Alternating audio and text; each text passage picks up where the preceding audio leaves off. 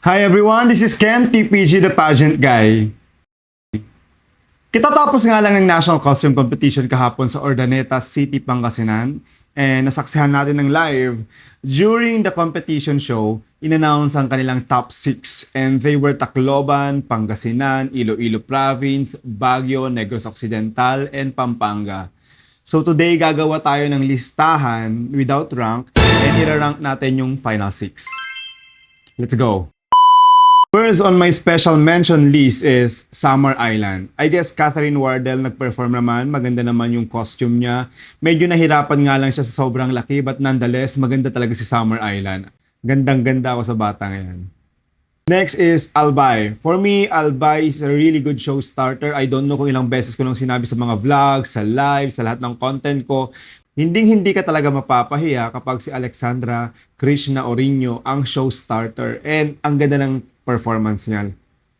Next is Taguig. Taguig may not have the flamboyant national costume na masyadong malaki or magarbo, but I guess the performance speaks for itself.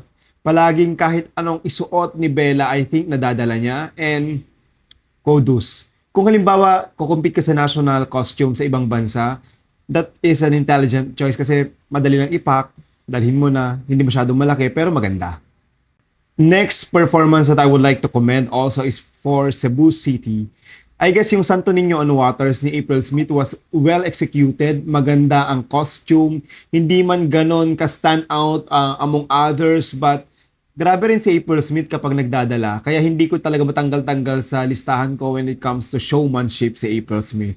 Next is Camiguin, Erica Jade Kadayday. I guess napatunayan niya na ang isang probinsyana ay pwedeng umangat sa performance. Palaging nagagandahan ako sa lakad niya, sa showmanship niya, and she deserves a spot on my list.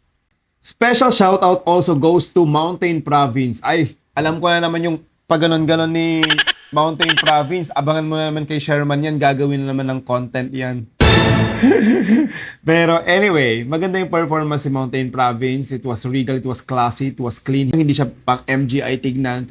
Tamang-tama lang yung timpla. I like her. Manila, Justin Felizarta. Ang maganda sa costume ni Justin Felizarta is napaka-social, napakayaman. No, it's not about the gold, but it's about the history of the national costume. Siyempre, Patrick Aisorena yan, kaya no doubt maganda yan.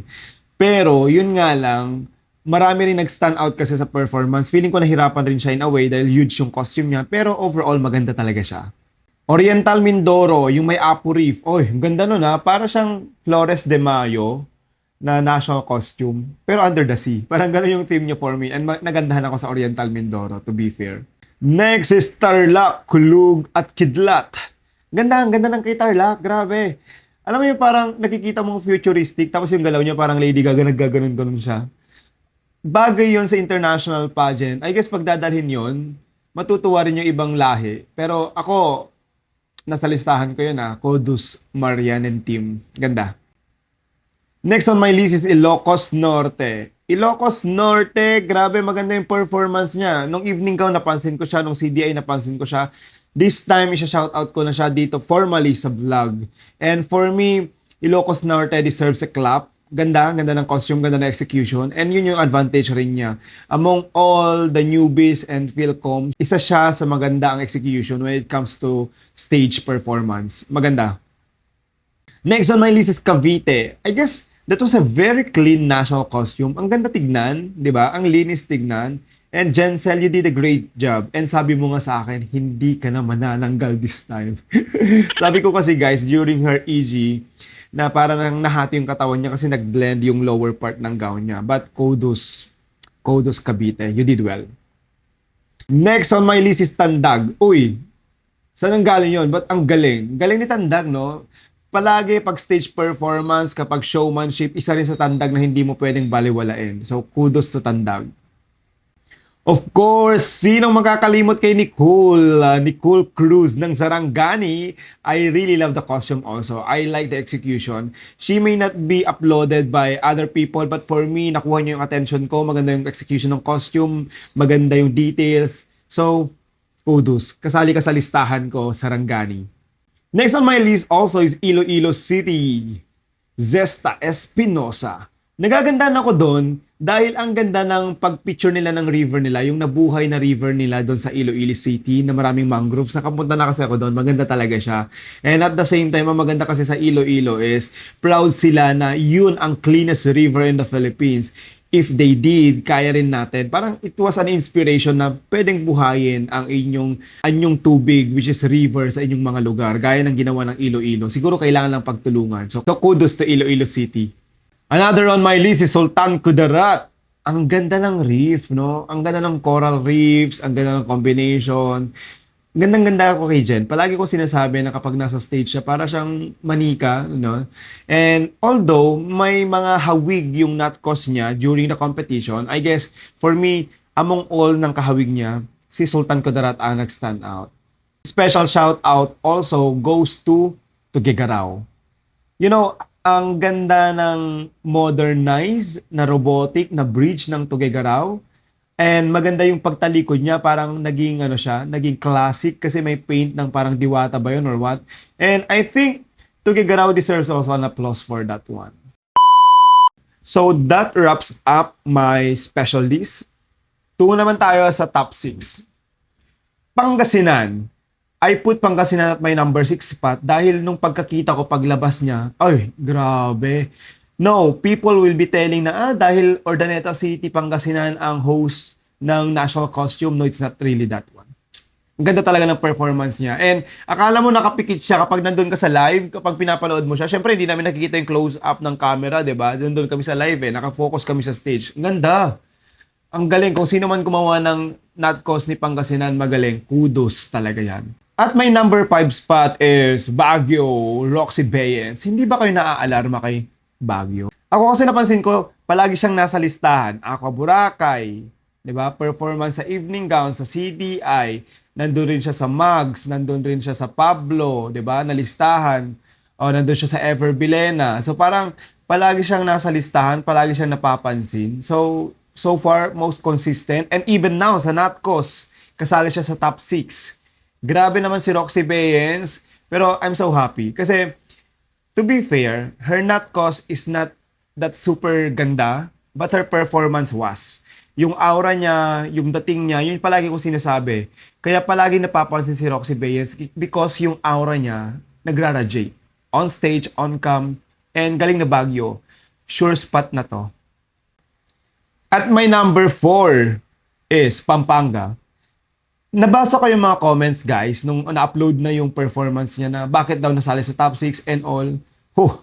Kapag nasa stage kayo, pinag-uusapan namin pauwi galing ng Urdaneta going home to Manila. Para siyang Miss Universe. Yun nakakatakot kay Allison. Nung nagpe-perform siya sa stage, paglabas niya, yes, it was not the best national costume. It was not the best na dress doon.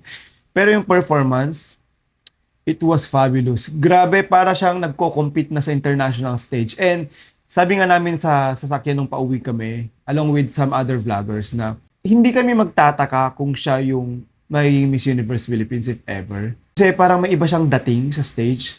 So, kudos to that performance. Maganda yung pinakita niya ng performance. At my number 3 spot is one of my favorite delegates. For me, yung personality niya, isa rin siya sa nagra-radiate ng personality gaya kay Roxy Bayens. And napansin ko na siya even before, di ba prank ko pa siya. Sinabi ko na may ginawa siya sa mga frontrunners kasi may isang picture sila na nakita ko nag-stand out talaga siya. That was way back pa, nung contract signing pa yun ng Ever Bilena. Parang first part pa lang ng mga activities. Wala pang aqua noon, wala pang mga recorded na preliminary. And that's Negros Occidental. Napansin ko na siya, guys, noon. And nung lumabas siya sa national costume na sardinas, grabe. Ang atake modern, it was light, hindi trying hard, ang ganda ng execution, ganda ng performance. Kaya, kudos.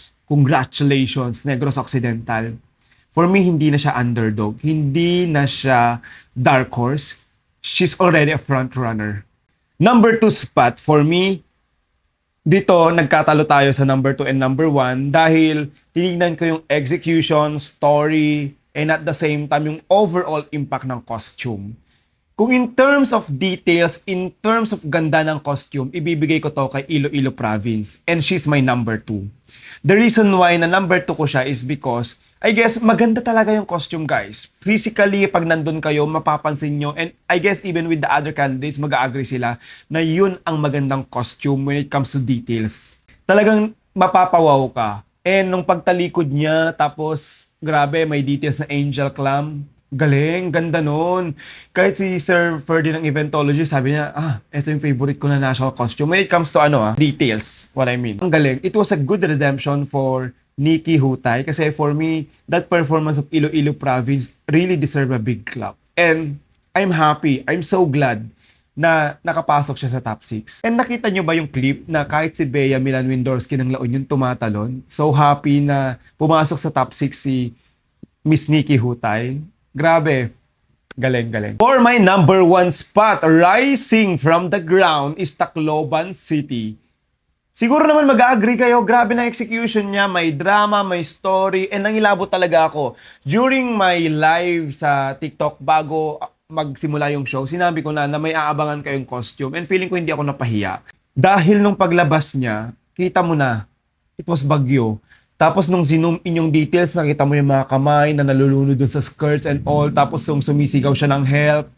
Grabe naman, Tacloban. Very consistent when it comes to national costume.